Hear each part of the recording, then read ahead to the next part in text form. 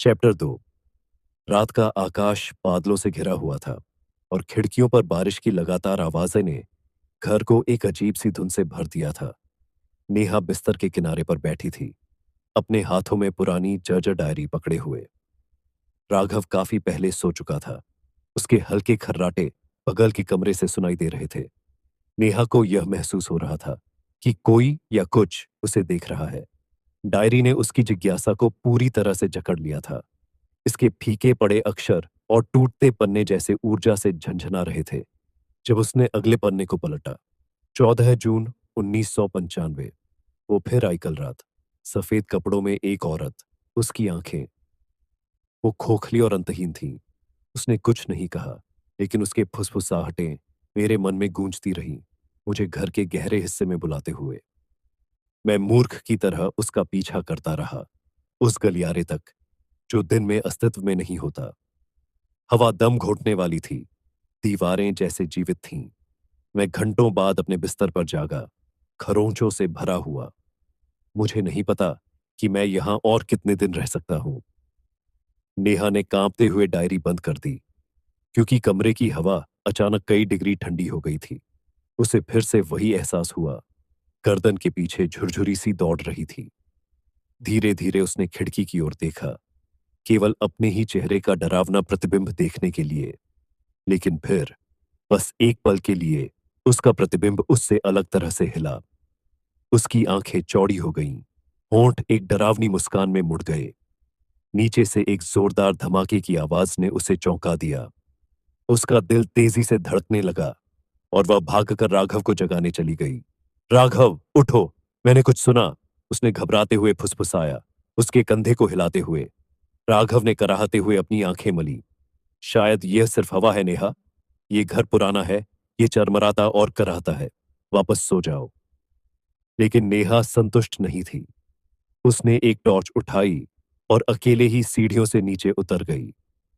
Living room अंधेरे में डूबा हुआ था, केवल बारिश से धुंधले हुए खिड़कियों से आती हल्की स्ट्रीट लाइट की रोशनी से रोशन। सब कुछ अनछुआ सा लग रहा था, लेकिन एक हल्की खरोंचने की आवाज ने उसका ध्यान खींचा। जैसे जैसे वह पास गई, आवाज तेज होती गई और अधिक बेचैन। यह आवाज दीवार के पीछे से आ रही थी। नेहा हिचकिचाई, उसकी सांसें उथली हो गईं। साहस जुटाकर उसने अपना कान ठंडी दीवार से लगाया। मुझे बचाओ। एक धीमी आवाज दीवार के भीतर से आई। वह पीछे हट गई और टॉर्च उसके हाथ से गिर गई। आवाज हल्की थी, लेकिन इसे नकारा नहीं जा सकता था। राघव, यहां आओ, जल्दी। कुछ ही पलों में राघव आ गया। उसके बाल बिखरे हुए थे और उसका चेहरा झुंझलाहट और चिंता के बीच झूल रहा था। अब क्या हुआ? यहां यहां दीवार के पीछे कोई है, मैंने एक आवाज सुनी, उसने कांपते हुए कहा। राघव ने गहरी सांस ली, लेकिन उसकी आवाज की तात्कालिकता ने उसे दीवार का नजदीकी निरीक्षण करने के लिए मना लिया। उसने दीवार पर दस्तक दी, खोखली आवाज सुनने की कोशिश की। ऐसा करते हुए वॉलपेपर का एक हिस्सा खुद ब खुद उखड़ने लगा और एक छोटा छिपा हुआ दरवाजा दिखाई दिया। हमने इसे पहले कैसे नहीं देखा? उसने फुसफुसाते हुए कहा। नेहा के हाथ कांप रहे थे जब उसने हैंडल को पकड़ा। यह छूने में बर्फ जैसा ठंडा था। गहरी सांस लेते हुए उसने दरवाजा खोला, जो एक संकीर्ण सीढ़ी की ओर खुलता था, जो अंधेरे में नीचे की ओर जाती थी। बिल्कुल नहीं, राघव ने दृढ़ता से कहा। हम नीचे नहीं जा रहे। लेकिन अगर यह वही है जिसका जिक्र हरीश ने डायरी में किया था, अगर यह वही गलियारा है, नेहा ने तर्क दिया, डायरी को पकड़ते हुए। राघव झिंका। उसका तर्क संगत मन उसकी अंदरूनी बेचैनी से लड़ रहा था। ठीक है, हम बस जल्दी से देखेंगे, लेकिन अगर कुछ भी अजीब लगा तो हम तुरंत वापस आ जाएंगे, ठीक है? नेहा ने सिर हिलाया और दोनों नीचे उतरने लगे।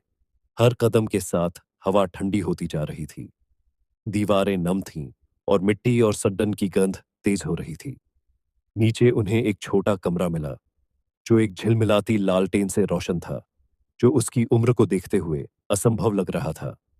कमरे में अलमारियां थीं, जिनमें अजीब वस्तुएं रखी थीं, हड्डियां, गहरे तरल पदार्थ से भरे जार और पत्थर पर खुदे हुए प्रतीक।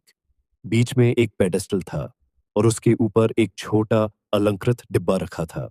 यह जगह क्या है? राघव ने फुसफुसाते हुए कहा। उसकी आवाज गूंज उठी। नेहा पेडेस्टल के पास गई, डिब्बे की ओर खिंची हुई। हर कदम के साथ हवा और भारी होती जा रही थी, जैसे किसी अदृश्य निगाह ने उन्हें घेर लिया हो। उसने हिचकिचाते हुए इसे खोला। अंदर एक आदमी की तस्वीर थी, हरीश।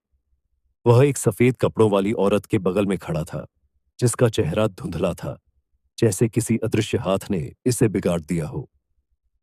तस्वीर के नीचे एक नोट था, हताश लिखावट में लिखा हुआ। वह हमेशा देखती रहती है, फुसफुसाहटों पर भरोसा मत करना। अचानक लालटेन बुझ गई और अंधेरा छा गया, और फिर उन्होंने सुना, उनके पीछे कदमों की आवाज।